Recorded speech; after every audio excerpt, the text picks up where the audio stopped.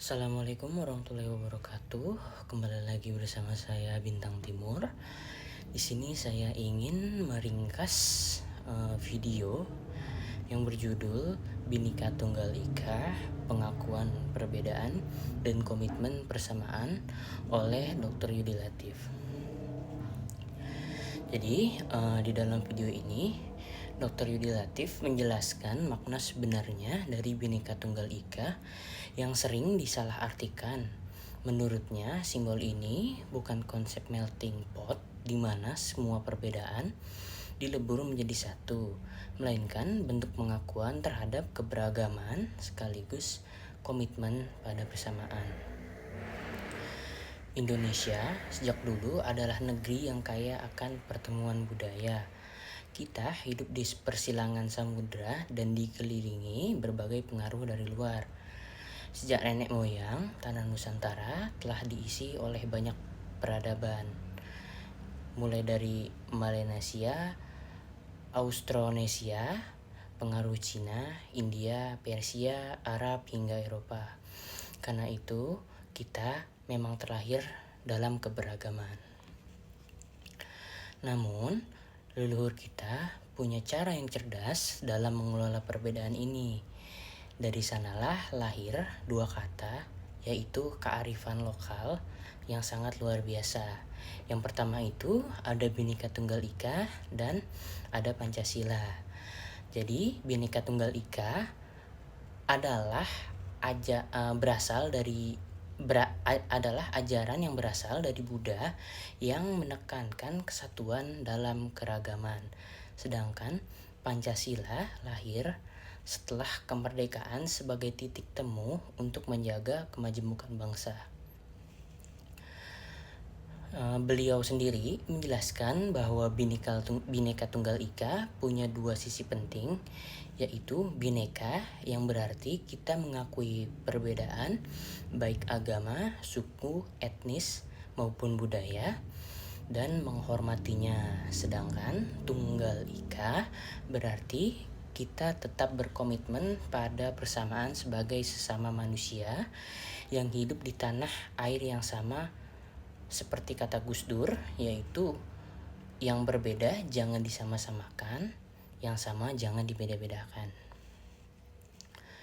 Indonesia juga punya pendekatan unik dalam mengelola kemajemukan.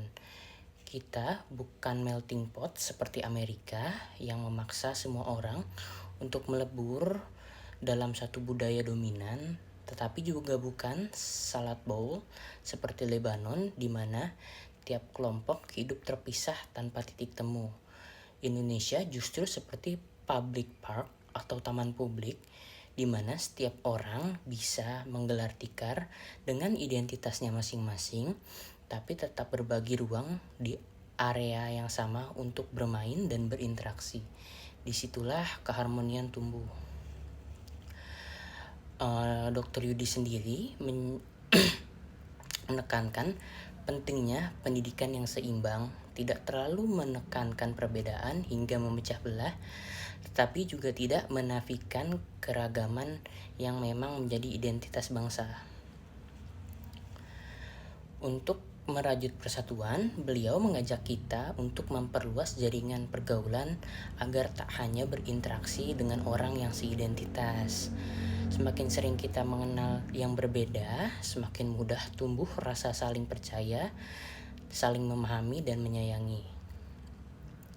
Contohnya, kisah seorang Bhante di kampung Makbrong yang awalnya dicurigai, tetapi karena terus menjalin silaturahmi, akhirnya diterima hangat oleh warga sekitar.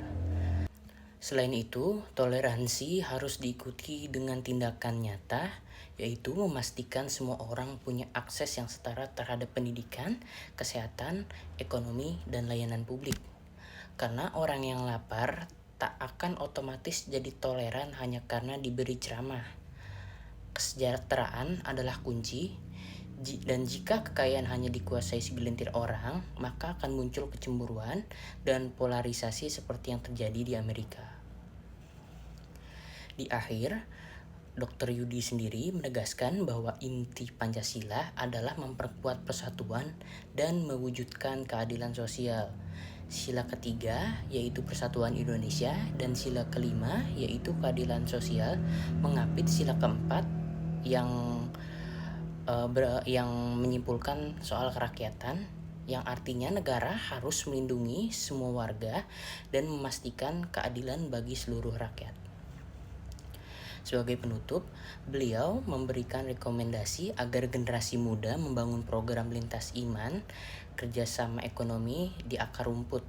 Toleransi tidak boleh berhenti di wacana, harus diwujudkan dalam tindakan yang memberdayakan. Dengan begitu, Indonesia menuju usia 100 tahun nanti bisa menjadi masa keemasan, bukan kecemasan. Oke, kesimpulannya itu, pesan utama dari Dr. Yudi adalah bahwa Bhinneka Tunggal Ika bukan sekedar slogan, tapi cara hidup yang harus kita jalani. Artinya kita harus bisa menerima perbedaan tanpa kehilangan rasa persatuan. Indonesia juga nggak perlu meniru negara lain yang memaksakan semua orang sama atau justru membiarkan perbedaan memisahkan. Karena kita punya jalan sendiri, hidup yang berdampingan seperti di taman publik, di mana semua orang bisa punya ruang tanpa saling menyingkirkan. Toleransi juga bukan soal sikap, tapi harus disertai dengan keadilan dan pemerataan. Kalau masih banyak orang yang susah makan atau tidak punya kesempatan yang sama, sulit untuk berharap mereka bisa benar-benar toleran. Karena itu, membangun persatuan harus diiringi dengan upaya menyejahterakan semua orang. Intinya, keberagaman adalah kekuatan kita, bukan ancaman, selama kita saling menghormati dan mau berbagi. Indonesia akan tetap kokoh dan bisa menjadi bangsa yang besar, adil, serta bersatu. Ya, mungkin sekian dari saya, kurang lebihnya mohon maaf. Wassalamualaikum warahmatullahi wabarakatuh.